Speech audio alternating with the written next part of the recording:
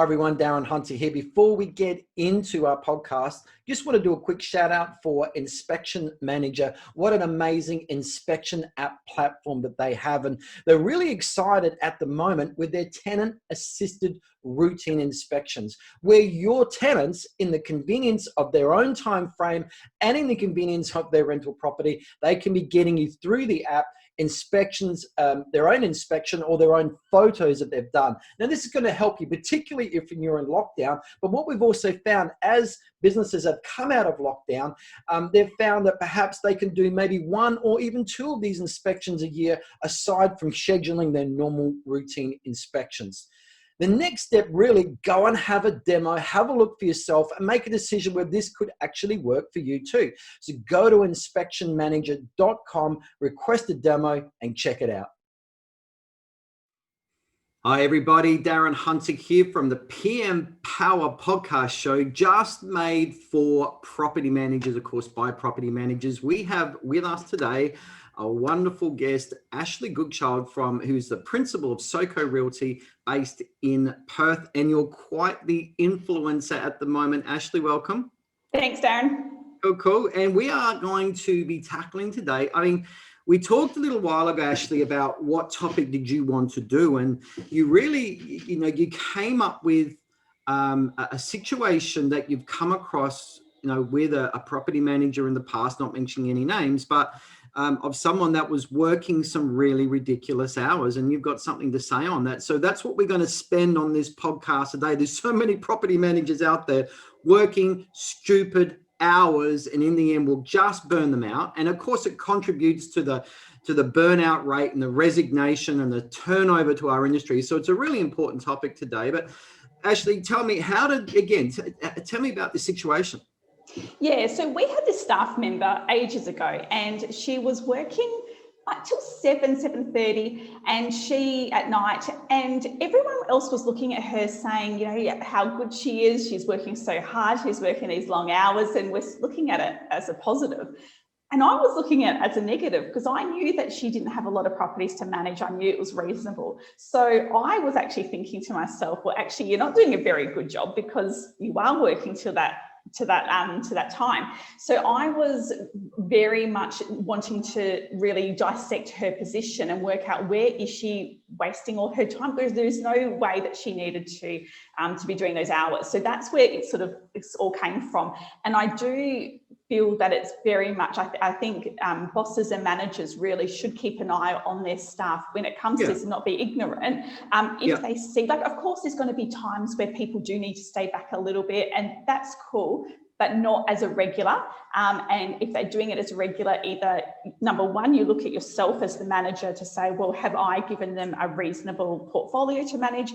And yes, I had. And number two, what is going wrong with her job, and why is she working till 7:30? Yeah, I agree. I'd like to add, I had a situation when I was managing 28 property managers spread over 18 regional offices around about 15 years ago. But one particular situation I remember was in the Alice Springs office I was managing at the time, and I had my worst, most negligent property manager ever.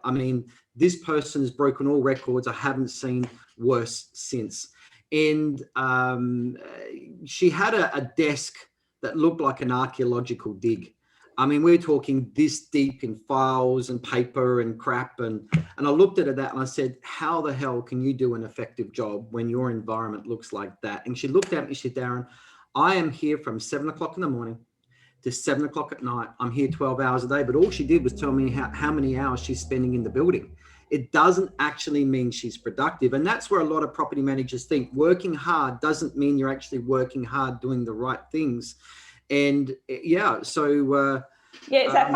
funny word. Like, I hate using busy, and I would rather use the word productive. And just because your bum is sitting in the seat in the office does not mean that you're working. And kudos to the people that can do their job in 20 hours a week and not 40 hours a week, because they've just that's working smart. If you can do your full-time job in 20 hours a week, great. That's a good thing, not a bad thing.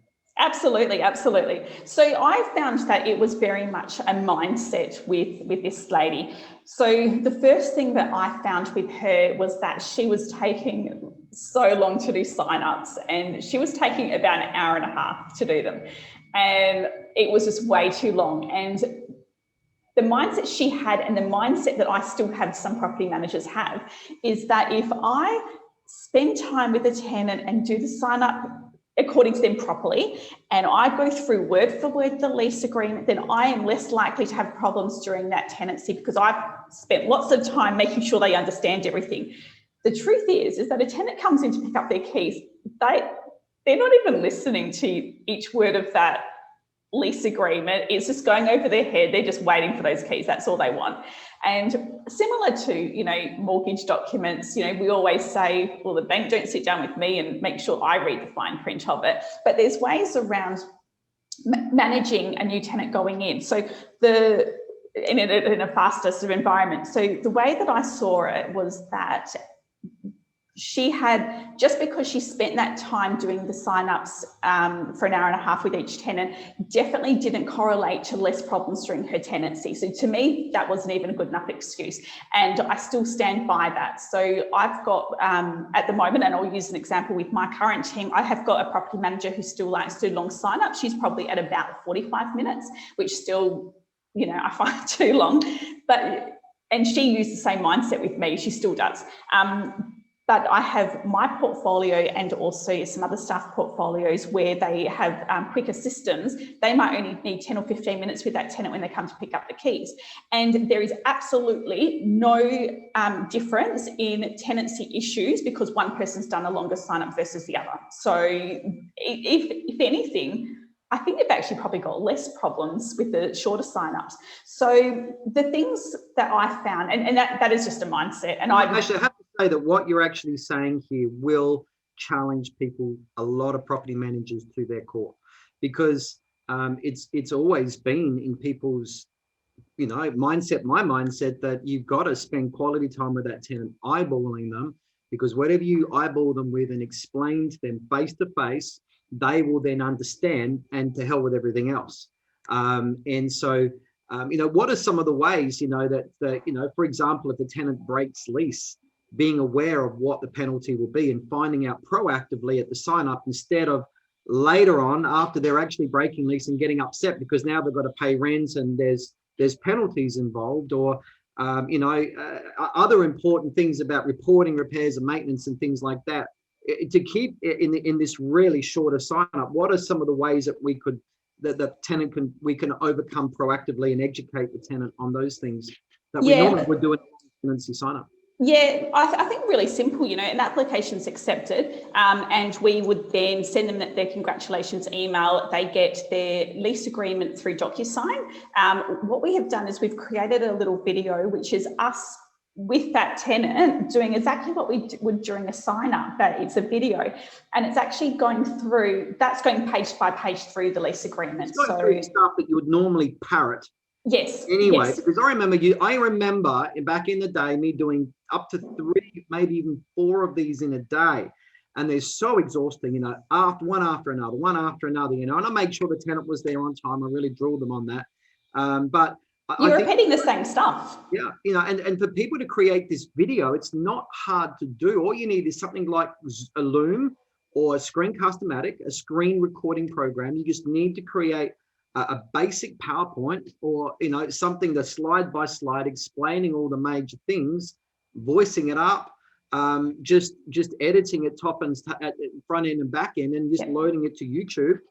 It's a very, very simple thing. A lot of people don't even want to put their face on video. You don't have to. You just need to be able to, people need to see what you're talking about, like a PowerPoint display, and hear you talking. It's a really easy thing to do. That's it. And they can listen to you as they're going through the DocuSign, so that they feel like they're in that same environment. I mean, you're always going to get tenants that read the T's and C's of everything. So you're going to get those tenants that love that and want to read through word for word, and that's great. But then you've also got tenants who have been renting for 10 years and have signed, 10 lease agreements, and they're all the same except for the special conditions. They don't want to sit and listen to you for an hour. How do we make sure though that tenant will actually, I think the video is a great idea. All right. And we can put all the things that we would normally say in every induction into that video, leaving only the things that are tailored for that tenancy when we're signing, which really does reduce the time significantly. So in that case, how do we make sure that the tenant will actually watch that video and not skip it and just go straight to the site? What are some of the ways we can make sure they watch that video? Well, I don't know if there's any way that you can make the tenant watch the video. So I don't think that's an option. But what you can do is then you've got the DocuSign, so the DocuSign is the lease agreement. They have, watched the video, hopefully, and then they come in to collect the keys. Now, when they're coming to collect the keys, having a checklist, which might be just a 10-point checklist that you quickly go through with them. So it's going through, maybe it is, did you watch the video? Just going through, again, rent, what happens if you don't pay your rent? Maintenance, this is how I need you to log the maintenance. Break leases, this is what happens if there was a break lease. And, whatever other details you want to have on your checklist, but I would try and keep that to maybe 10, maybe maximum 15. Maybe it goes through special conditions and ways to contact your property manager, just some real simple stuff. For me, they're the main things in property management is rent, maintenance, break lease. There is no way that you can talk about every single situation that arises. So if you can just clarify through those items, there's a checklist, they come in to collect the keys, checklist, quickly go through that within 10 minutes. You understand the process for all of that. Yes, sign here, see you later. Now, something I discovered, Ashleigh, in my property manager days is, there is a problem around getting tenants to pay attention to something like, in writing before they sign up. But what I found, though, is at the point of tenancy confirmation, that's a point where you call them up and say, hey, congratulations, you've been approved. In that moment, they're in a very exciting place because the rental property represents their next chapter in life. They're really excited about their new chapter. They're happy to close the old chapter. And in that excitement, which lasts for 1 or 2 days, if you feed them information at that point, they're absolutely likely to read on it. And so that's why we have like the tenant handbook. You can attach a tenant handbook as a PDF to that email confirming everything before they sign up. And even having your link, please make sure you watch this video, and you call them up on the phone. Hey, we send you out an email confirmation. Please read the tenant handbook. That's on there. Also, there's a video that's there. We'll be asking you some questions just to check that you watched this video. But at that point of tenancy confirmation, you've got a far greater chance of them absorbing and exposing themselves to your required information than at any other point of the tenancy, including sign up and including what happens after sign up. So just a tip for everybody, but also just go to, goodness me, I've forgotten the link. Doesn't matter where to find the tenant handbook. Look, just go to inspiredgrowthtraining.com. Just go to PM Power drop down. Our tenant handbook is there, which you can download. Saves you around about 30 hours of writing. You just download the base text, amend it to your legislation, add your brand, add your photos, add your office practices, and make it yours. So let's move on with this. I think that was a really good talk around sign-ups that can really be challenging the mindset of why we have to do a long sign up. And I think that we just change some of the ways that we do. We can still get the same solution of minimal to no problems, but cut down that time substantially. Wow. I mean, you've probably saved property managers already with this, Ashleigh, what, 3 hours in the week already? Yeah, I've put down 2 or 3 hours a week easy by doing that for sure. And I think like with staff and property managers, like every property manager will have something in their job role that they do that takes longer than what they should. So for this property manager, it was her sign up process. So that was the issue there. But then for other property managers, it could be that they're taking ages with their routine inspections or their finals and things like that. Let's talk about routines. So let's get into routines. What are some of the mindsets and issues that can really dramatically blow out our time so we can find some time saving there? Drives me up the wall. One of the mindsets that I hear is that it's quicker to type up the inspection at the office on the computer. Does my head in. How much? The thing is that when you're out on the road, how much work is banking up for you, waiting for you when you get back to the office, and you want to add to it? And then you've got the distractions in between, you know, like if you do it. So we, I will be honest, I'm still struggling with this a little bit with my staff. They know my rules, they know what I like them to do, and they do slip it under the radar a little bit, and I catch them out every now and then. The thing is that we've got apps for a reason. We've got apps where you can dictaphone and talk into it. So easy. And people, then the mindset is that, oh, but it doesn't understand, it picks up the wrong words. And I've been caught out with some very embarrassing stuff by not reading the words. But you talk into your phone and you dictaphone the inspection, and you're looking at it as you're dictaphoning it in. So it's not like you're like looking somewhere else. So you're doing that in each room. So that squashes that mindset. So property managers say to me all the time, oh, but you can't do that when there's a tenant home. And I get that it's a little bit uncomfortable to do it when a tenant's home. So for the routine inspections, you know, that's when you might type it into your program. And then, so that if the tenant's not home, dictaphone it in super quick and it's done. If the tenant is home, sit in the car and quickly dictaphone it into the phone in your car. The job's done. A routine inspection, you know, it should only this is very average, but you know, I can't see it taking any more than 15 to 30 minutes, depending on the size of the property. But 15 to 30 minutes as a guideline is really where I would be sitting with that. Of course, there's going to be times the tenant's home wants to have a coffee and, you know, wants to have a chat. And you know, you might allow for that every now and then, but that should absolutely not be a regular. I agree. I think for me, I was a full-time property inspector once, so I did all ingoing, outgoing and routine inspections full-time for 500 properties. And I always had a rule. Now, back then we had triplicate routine inspection pads and all of that, but I always made sure that when I hopped in the car, that all my paperwork was done before I switched that ignition. Everything was done. So I had nothing to do when I had to get back into the office. And for us, you know, you need to be dedicated, I think, now with apps. And I'll be honest, I've never worked in an office with an app for a routine. So, you know, because I've been in a trainer and consultant since then, but now I think there's really no excuse for us to not be able to finish that routine on, and, you know, can I say even emailing the darn thing off to the owner right there and then, and get the whole thing done, you know, because we've now got a whole property management software system with us. I never had that. You know, I wish I never had that. The software system was back at the office. Yeah.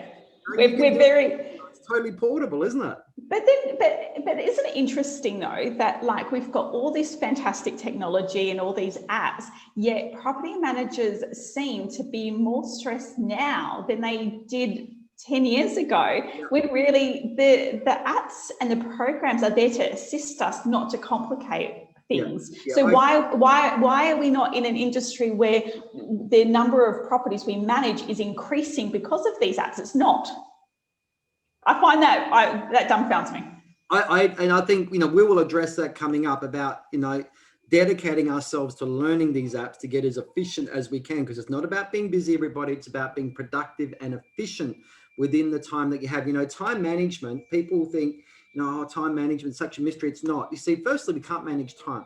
All right, the clock ticks with or without us. Okay, whether we can be inefficient or efficient. It's all about managing our tasks as efficiently as we can, as effectively as we can within the time frame that we have. So it's all about, you're talking about a person doing 10, 11-hour days and burning themselves out. But yet, if we just get a lot more efficient, we can actually then turn that into an 8 and a 7-hour day if we can also change some of these tough mindsets. Now, just as a quick FYI for everybody, and we're not talking about this today, but I've got 25 ways to reduce and eliminate office interruptions. And if you want to go to inspiregrowthtraining.com, just go to the homepage, scroll down. We've got about 6 different download PDF guides that you can subscribe to. One of those is 25 ways to stop in office interruptions. So make sure you get that. But Lena, let's just keep on moving on. And actually, I want to add something onto this. Sorry, you go. Oh, okay. So I was just going to say, a lot of people talk about the ideal week. And while I'm not structured with the ideal week about, 9 till 11, you do this, and 11 to 1, you do that. I would encourage everyone to have a look at whatever they manage as a portfolio. And I'll just, for example, just use, let's say 120 properties. So we're talking about roughly 10 inspections per week if you had managed that portfolio. So look at 10 properties per week and say to yourself, 10 properties per week should only take me roughly 5 hours in routine inspections per week. And really challenge yourself to go, like however many inspections you do, but challenge yourself to go, okay, I need to make sure that my routine inspections I do between, this time and this time, like between 9 and 1 or 9 to 2, that's dedicated. I shouldn't be spending more than 5 hours a week on routine inspections this week. And make sure that you are within those times. Same with sign-ups. Make sure that you are only spending 1 hour or 2 hours or whatever it is a week in total for your sign-ups, because then you can really gauge your time. And if you can break everything up like that to create the ideal hours in your week, you're really going to manage each department a bit cleaner. And I think bosses should do that as well with their stuff. Yep. Something I did once, we had a property manager that was struggling in a portfolio that I was with at the time.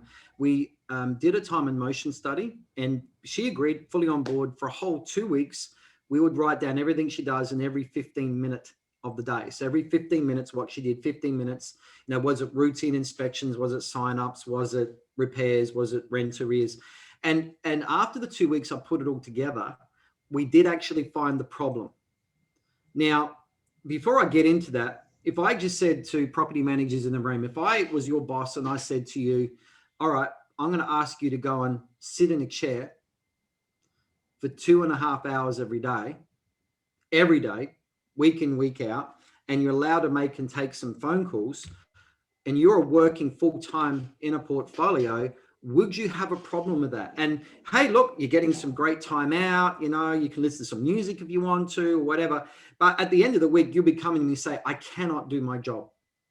And because you're restricting me. But yet we come across property managers, and this is what we found with this particular property manager. She was spending 25% sitting on a chair in a car. And that, no wonder why she was stressed. And so we had location issues, properties spread out too far. And so I came across a property manager last night, went out to dinner. She just resigned, and she exactly had the same problem, as that there was hours and hours and hours and hours and hours spent each week sitting in a car. And they were signing up properties with no location strategy in mind. And so when I'm working with offices, about 8 different things that we got to look at before we say yes to a property. And one of those is, how far is the property from the office?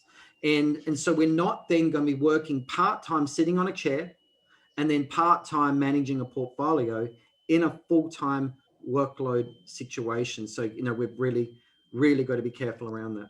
And the location is relevant for those routine inspections. So, because that's when it's going to affect you more with the managing of it. So that's why look at how many properties you manage, work out roughly half an hour per property for routine inspections, I would be including travel in that, to be honest, because they should all be within a proximity, and make sure that you are only spending that many hours. And if you're not spending that many hours, you're right, it will be a location issue. So how can you resolve that location issue? Maybe it's you do them on certain days, maybe someone else manages those ones and you group them together. There's lots of different options. Maybe you pass them on back to the owner. But that is why working out the number of hours for routine inspections is important, and that will actually sort out that location issue. Mm-hmm. All right, well, let's move on to the next topic. You've outlined the next one is on final inspections, or move out inspections, or bond inspections, or security deposit inspections, or depend on where in the world you're from. But Ashleigh, what are some ways we can save time there? Well, Darren, I have 10 property managers, that like to go out sometimes and do things together. And granted, my staff don't have a time issue, so they're I don't mind as much because they're not overworked or anything. But I do have an issue with people going out together to do routine, to do final bond inspections and PCRs, and their mindset is we can get it done quicker if we both go out and do it. And they could probably get the report done quicker, but then they sit and have a chat in the car for half an hour. Can I just say that, look, I get it. And every now and then I've seen, and I personally haven't come across this as a big problem, but particularly though, if we've got a massive house, a massive executive 5-bedroom residence, 4 bathrooms, blah, blah, blah, blah, blah. Okay, taking 2 out there will cut it down for sure. Or we've got a safety concern with a tenant that's very difficult, perhaps conflict issues, whatever. I get it, I understand. But aside from that, ladies going out together, it's like ladies going to the toilet together. I mean, come on, let's be serious, everybody. Let's not understand your time is finite. You've just got to be really careful, because at the end of the day, you will hurt yourself and end up working these long after hours, and that will cause burnout because you weren't managing your day-to-day because chit-chat got in the way. Yes. Chit-chat's a big danger, especially in an open plan environment in an office with ladies. Yes. Correct. Am I being sexist there, or is this a real thing, Ashleigh? Because you were discussing about on your... Hi everyone, Michael from Teams by Design. We've just recently launched our after-hour phone service. What that means for you is we can now answer your phone calls from 5 p.m. Monday through Friday and all day Saturday and Sunday. We can help you with inquiries such as property inquiry, leasing inquiry, maintenance support, and new business inquiries. So please make sure you head to teamsbydesign.com, leave your information, we'll arrange a Zoom and catch up and show you how we can help you through this. Yeah, and let's talk about, you've got your podcast, the PM Collective, you're talking about male property managers as opposed to female property managers, and which is better, and that's another discussion for another day. But this is a real issue, isn't it, with ladies? They chit-chat. And you know what? Chit-chatting is not a problem if you get the job done, and everyone can get the job done. My staff chit-chat all day, but they are not stressed. They get the job done. They love working with each other. They have a great time. It's a very stress-free office. I have no problems. But the minute there is people overworking, being stressed out, I would absolutely have boundaries in place for that.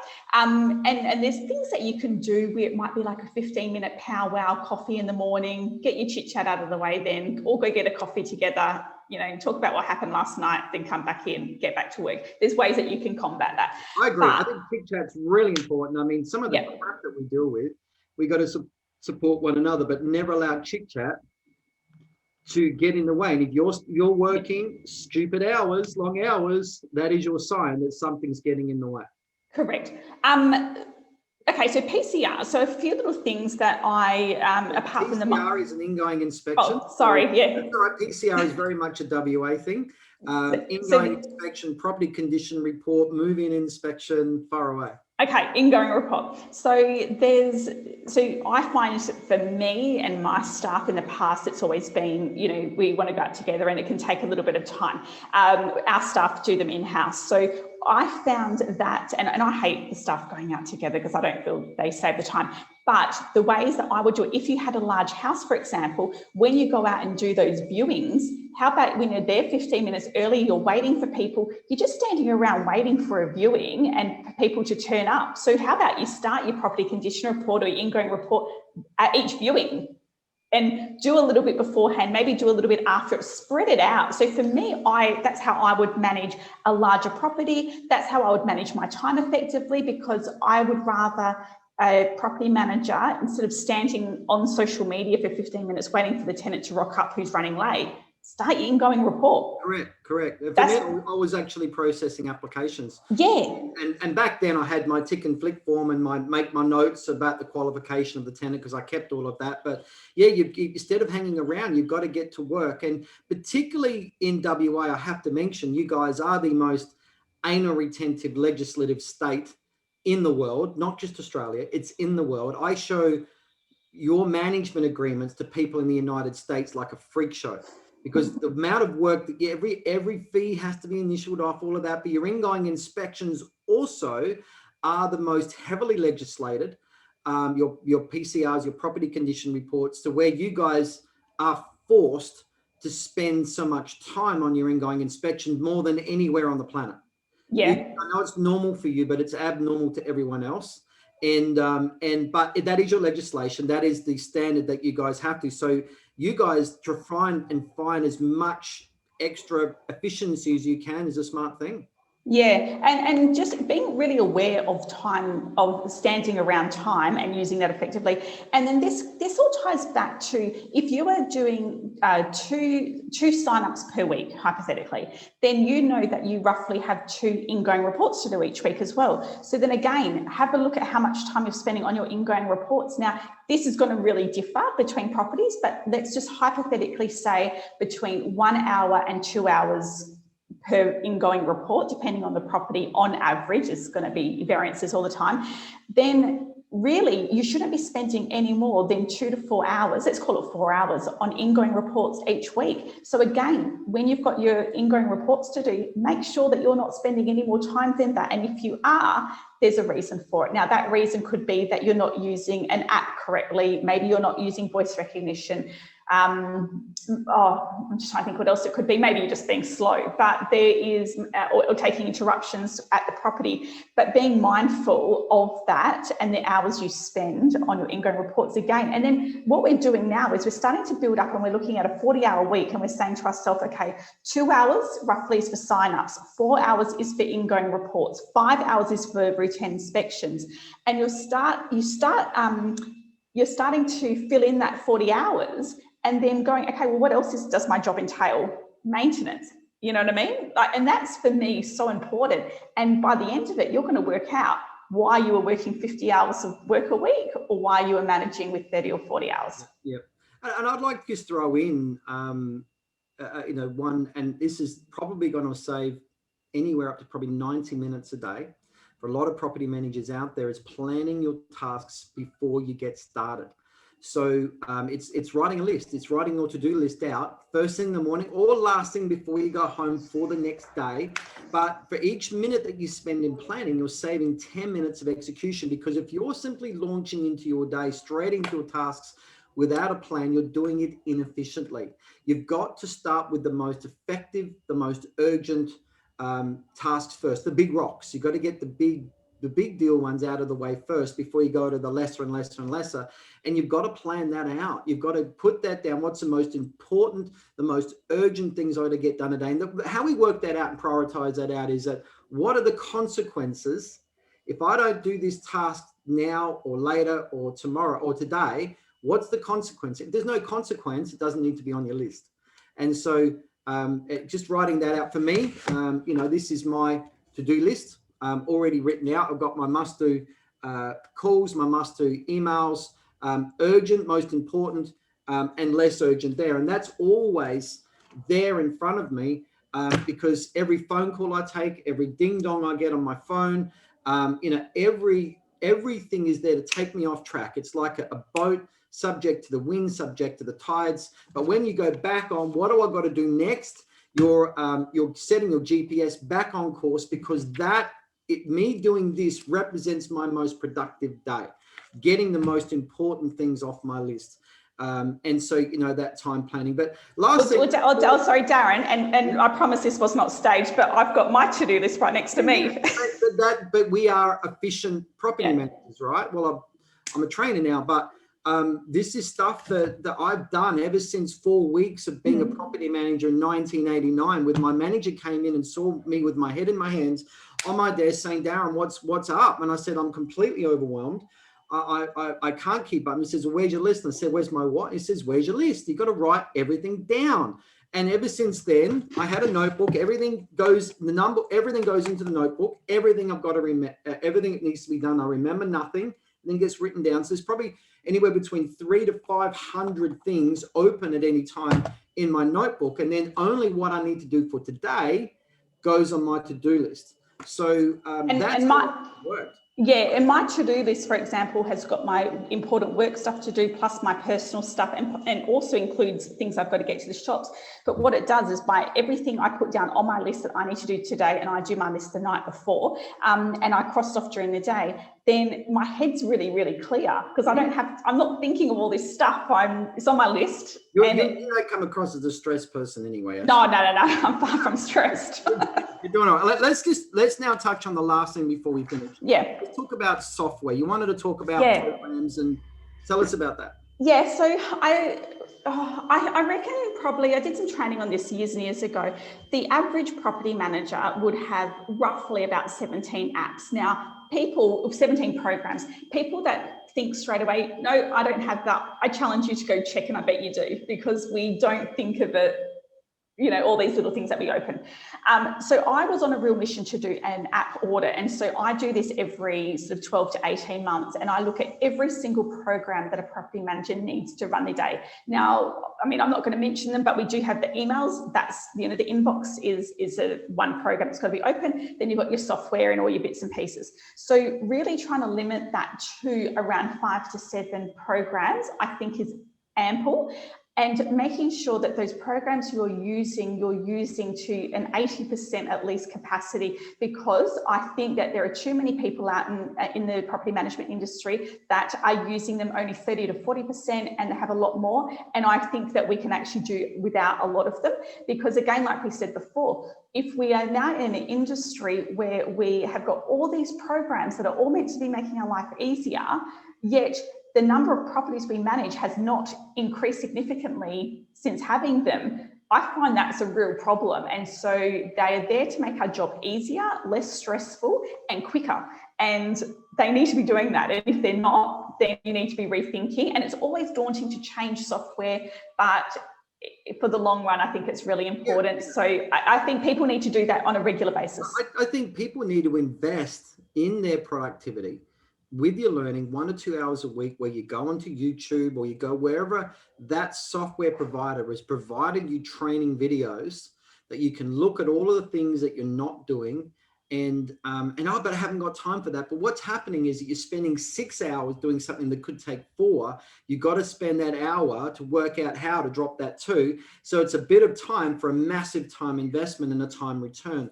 I'm the same, with learning stuff, but also with my training as well. I'm always putting myself through training, learning new things, because I know it's going to give me a much better time return. It's going to give me a much better money return, a skill return for the future. So the future is getting done better than what it's getting done today. And, but we just got to get to a point that if we're working too many stupid hours, what are we doing wrong?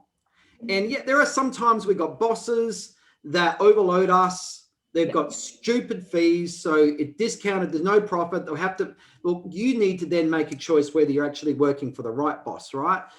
If that's the case. But other than that, you need to do that time and motion study, examine every 15 minutes, and then group and see where your time is actually being spent, and then work out, all right, well, if my time's blown out with routine inspections or signups, how can we change that? And I think that's really great. And that's what I encourage property managers to actually do, is do this exercise yourself for you. And when you actually look at something, and I won't obviously mention app names and stuff like that, but let's just say that you're looking at tenant applications and you're realizing that that's taking up a lot of your time, then say to your boss, listen, I'm concerned that I'm not being very productive in the business with routine inspections or tenant application processing, because I feel that it should only take this many hours and I'm spending this many doing it. These are ways I think we can save time and to help you as a business owner be productive and make money as well. So I just think what a great conversation for a property manager to have with their boss, to say, I'm concerned that my routine inspections are not making money for you because I'm spending too much time because of this and this and this. And then get those apps, get those programs, or get those processes in place to save time so that it's profitable for the business. Yeah, well done. Actually, let's wrap this up. You're a very generous lady. Really appreciate you lots. Tell us about your podcast and how people can get in contact with you. Yeah, so PM Collective podcast is for property managers, and it's very much just the raw, honest conversations. As you can see, I like to talk lots. So we talk with no filter, just about, property management stuff. So you need to be a property manager to enjoy it, Darren. I think if you're not, then you won't enjoy it. That's what this show's all about. We're only focusing on the big problems. You've got a different property manager flavor. I think it also brings out your creativity and who you are, and all those those wonderful things that you put into your show. Well, and like I was just going to say two topics that I've got coming up, just to give people an idea of what the topics are. Is working from home. I have a real struggle with allowing staff to work from home, so I'm talking to a property management office where they promote working from home. So she's really helping me understand the process. So that's a really good discussion. And the other one is working with children. So, predominantly sort of obviously mums that have to manage babies and working in property management. Yeah, and so just talking about that stuff for, people that are maybe in the same situation that just need that little bit of extra normality. So that's what the topics are. This is the real world, and the predominantly property managers are ladies, and have babies and kids and managing the household and the kids and doing a full-time job as well. It's quite a challenge, We've got a lot of super women out there. So well done, Ashleigh. Thank you so much. You are a breath of fresh air. We really appreciate you. And again, just check out Ashleigh's podcast, the PM Collective, on Spotify, on iTunes. And also, what's your hashtag for Instagram? Perth Property Manager. So I had to think about Perth Property Manager. Check out Ashleigh's quite the influencer. Of course, if you're in the United States, New Zealand, make sure you subscribe. Of course, in Australia, make sure you subscribe to Ashleigh's podcast show. Also, check her out on Instagram. You want to know how she's a real influencer, go and check it out. But Ashleigh, you are a gift to the property management industry, and thank you so much. Oh, they're kind words. Thanks, Darren.